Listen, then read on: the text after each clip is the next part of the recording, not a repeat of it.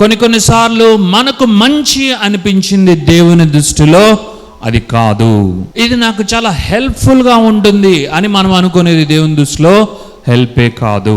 ఇది నాకు బ్లెస్సింగ్గా ఉంటుంది అని మనం అనుకునేది దేవుని దృష్టిలో కానే కాదు ప్రియులారా. అందుకే whatever we do, whatever we live, whatever we think, we need to check out and we need to have a checklist and we need to examine ourselves in the Lord.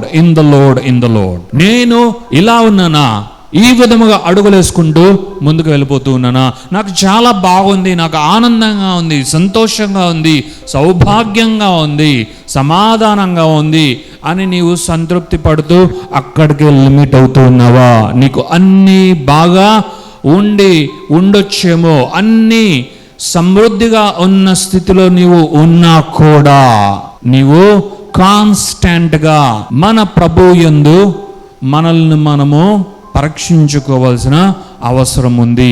ఏమిటి ఆ పరీక్ష అంటే, ప్రభువా నిజముగానే నీవు పెట్టిన చోటున నేనున్నానా, నీవు ఆశించు చోటన నేనున్నానా, నీవు అనుకున్న స్థలములో నేనున్నానా, నీవు అనుకున్న స్థితిలో నేనున్నానా, లేదా వేరే చోటున్నానా, లేదా వేరే వేస్లో ఉన్నానా, వేరే ప్లాన్స్లో ఉన్నానా, నాకు తెలియజేయు ప్రభువా అని పరీక్షించుకోవాల్సిన అవసరం ఉంది.